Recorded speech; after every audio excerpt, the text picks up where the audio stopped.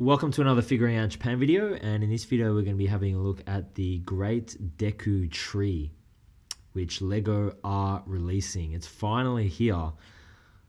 The Legend of Zelda in LEGO form. I remember over 10 years ago I said how poor Nintendo do at marketing their brands, and since then we've had the Amiibos, we've got an amusement park with Universal Studios, with Super Mario theme. We've had Super Mario Lego, we've had Super Mario the movie, and now we have Zelda in Lego form. It was an interesting choice they went with Super Mario the movie, because I always thought Zelda is more about, the characters and the story, but I guess it made sense from a marketing point of view to focus on something a bit more kiddie, I guess, which you could say Super Mario is compared to Zelda, which is, fighting and knights and all that sort of stuff. And I guess it makes sense with Zelda as well that they, that Super Mario came first. But it's an interesting one, this one. The first interesting choice to me that LEGO have done is this is clearly an adult set, 2,500 pieces. The price tag is $300 US, 450 Australian dollars, or 260 euros. So it's definitely not like a little kiddie play set. It's more of a high-end collector's display piece. And the other interesting choice to me is that they've gone with the Deku tree. Now, I would have thought that probably the most logical thing would have been Hyrule Castle. And we have seen a lot of castle sets released in recent years with LEGO. But yeah, I mean, the Deku tree, yeah, okay. I mean, it's kind of iconic, I suppose. But I wouldn't say the Deku tree is particularly cool.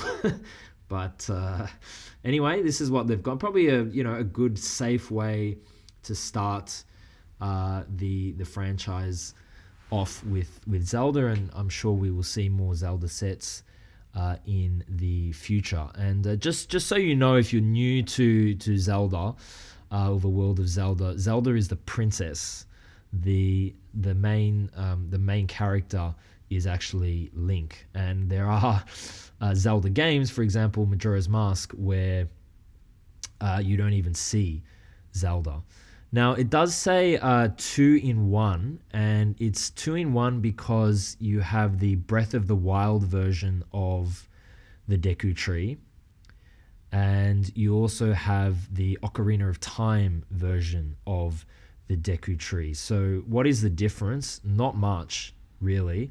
It's pretty much the same build. So the Deku Tree from Ocarina of Time is the first dungeon, actually. And Ocarina of Time is very iconic because it was the first 3D version of Zelda, and the Deku Tree was the first dungeon in that game. So it was really the first dungeon in the 3D Zelda universe.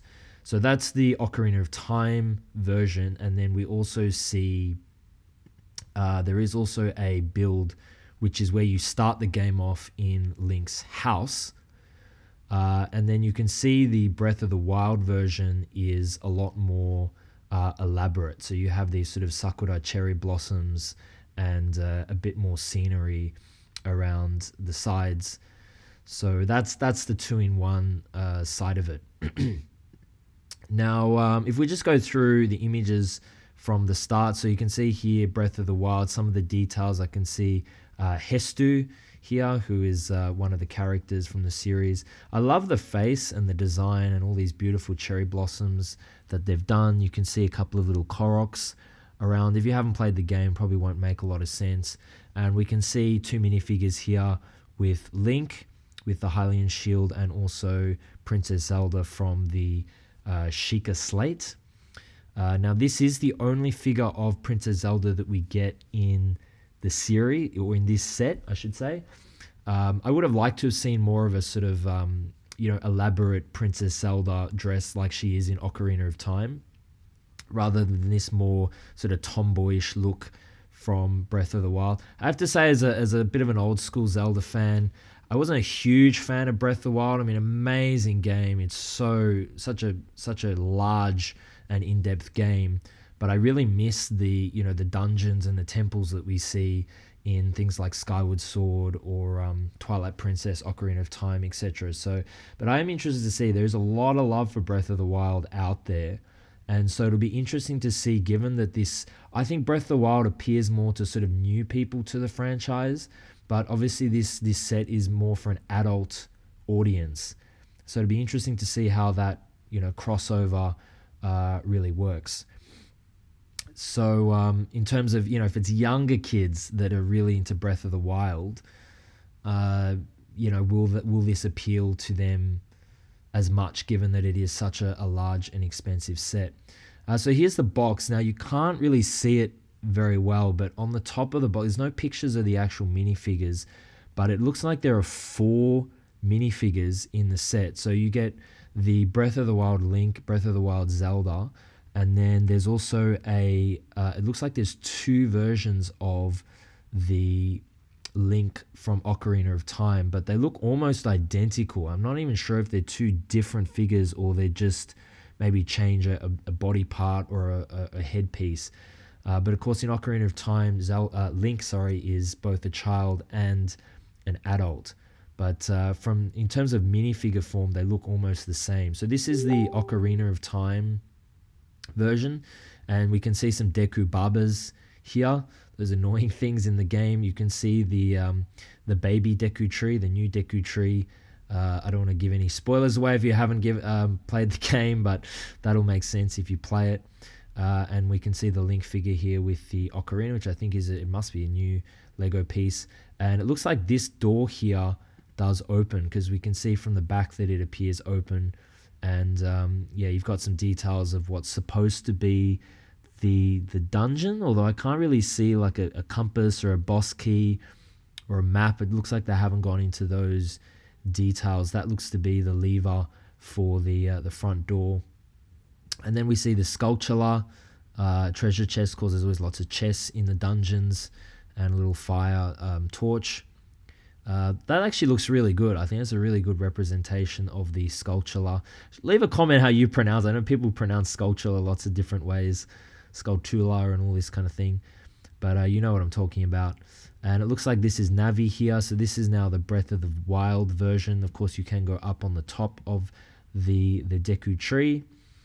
And then there's a little build for Link's house. Again, we can see Navi. So this is the child version of Link. So you can see he's got the wooden shield and he's got like a happy face.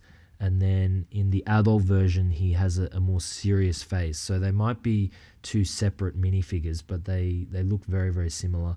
So there's the 2 versions, Ocarina of Time and Breath of the Wild. So they're the only pictures that we can see. I'd love to know what you guys think of the set in the comments. My personal views on it is, Deku Tree, as I said, interesting choice. Certainly wouldn't have been my first choice for a Zelda set. The price tag, $300, 2,500 pieces, so it is a bit on the expensive range. You can talk about licensing and all that sort of stuff. I think Lego are just, they know they can get away with charging those kind of rates, and I think people who want it will pay $300. I don't think that'll really change demand much. But there are a lot of small pieces with all these pedals and stuff. There's some bigger pieces, it looks like, with the Deku tree itself. But I have to say, it's not good value for money, that's for sure. And then you have something that's sort of like, well, yeah, it's Zelda, and there's a lot of hype and excitement because it's the first Lego Zelda set. But I hope that there's more and better to come in the future.